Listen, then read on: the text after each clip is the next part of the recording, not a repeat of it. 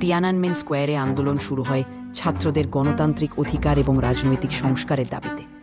এটি শুরু হয় এপ্রিল মাসে, যখন ছাত্ররা প্রাক্তন কমিউনিস্ট নেতা হু ইয়াওবাংয়ের মৃত্যুর পর বিক্ষোভে নামে।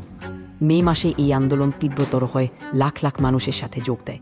কিন্তু জুন মাসে সরকার সেনাবাহিনী পাঠিয়ে কঠোরভাবে দমন করে, যার ফলে শত শত মানুষ নিহত হয় এবং চীনের সমাজে একটি গভীর ক্ষত তৈরি হয়। এর ফলে চীনে রাজনৈতিক সংস্কারের পথ কঠোরভাবে বন্ধ হয়ে যায়। 1968 সালের মে মাসে ফ্রান্সে একটি বড় ছাত্র আন্দোলন শুরু হয়। শিক্ষা ব্যবস্থার সংস্কারের দাবি থেকে শুরু হয়ে এটি দ্রুতই সারা সমাজে ছড়িয়ে পড়ে।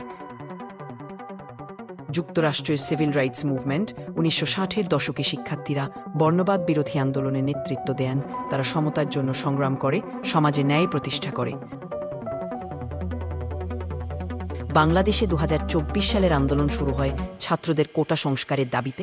এই আন্দোলনেও বহু মানুষ প্রাণ হারায়, যা শেষ পর্যন্ত সরকারের পরিবর্তন ঘটায় এবং একটি অন্তর্বর্তীকালীন সরকার গঠিত হয়। দীর্ঘ 15 বছর ধরে যে স্বৈরাচারী শাসন ছিল, তাতে শিক্ষা ব্যবস্থা অনেকটাই ক্ষতিগ্রস্ত হয়েছে। যারা এই শাসনের সময় শিক্ষাক্ষেত্রে পিছিয়ে পড়েছে, তারা কিভাবে পুনরায় সঠিক পথে ফিরতে পারবে? এটি একটি গুরুত্বপূর্ণ প্রশ্ন।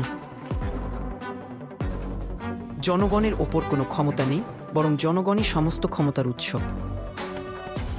বর্তমান বিশ্ববিদ্যালয়ের ছাত্ররা যেমন অতীতে আন্দোলনের মাধ্যমে সমাজ পরিবর্তনের অগ্রদূত ছিল, তেমনি আজকের বিদ্যার্থীরা, যারা ভবিষ্যৎ বাংলাদেশ ও নতুন পৃথিবী গড়ে তুলবে, তাদের নিরাপত্তা এবং উন্নতির জন্য আমাদের দায়িত্ব অত্যন্ত গুরুত্বপূর্ণ। আপনার কনসেপ্টটি অসাধারণ।